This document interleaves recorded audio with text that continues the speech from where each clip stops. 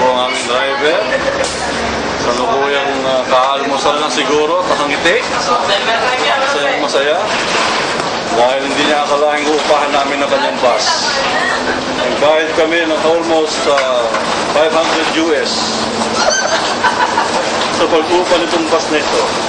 Ayan, nakikita nyo? May mga bakante pa dahil merong hindi sumama. Ayan, sige po, babalikan namin kayo mga taga-subaybay. Dahil nandito na kami sa mismong Haksa.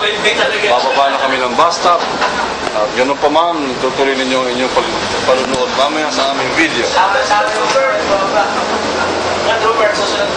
Si Brad Rupert daw susunod. Ayan po nakita nyo si Brad Jerry. Pagamat day off din siya ngayon. Siya po ay kasama namin dito.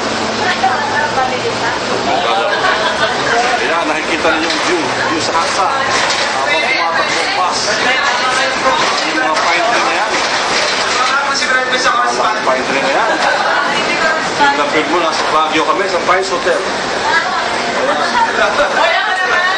Ayun, nakita nyo na naman si Sisto. Sige po, bababa na kami. Ayan. Nakikita nyo, bumababa na kami, isa-isa. Ayan, si Steve. Ayan, nakikita nyo mga kapatid, masayang masaya. Bababa na kami kasalukuyan sa Haksa bus stop.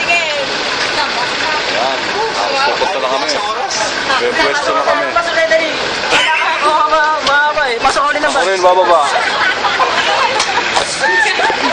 Yan, mababa si Brad B.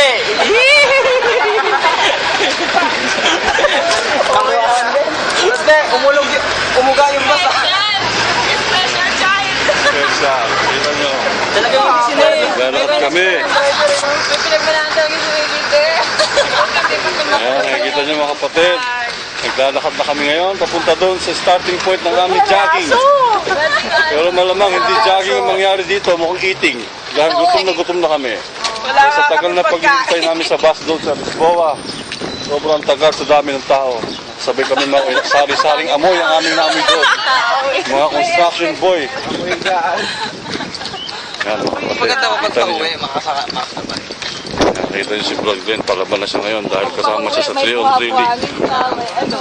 Asan yung bola natin? Pakita nyo sa camera. Tinatansya-tansya ko na po ito para ano yung bola. Bola yung bola. Oh, yung bola. Baka ba yung bola? Ikaw! Yan, nakikita nyo mga kapatid. Ayan, nakikita nyo si Press. Press na press. Ayan, nakikita nyo soft drinks. Yung iinumin mamaya namin pag napagod kami. And this is the beach. Soft drinks ba? Soft drinks. Nakikita nyo kung gaano kaganda ang beach. Ito yung puno, no? Ito yung puno dito. Yan ang Haksa Beach. Mamaya lilipat naman kami doon sa kabilang beach. Sa Taco Beach. Yan, si Bud Marlon. Si Victor Pablo.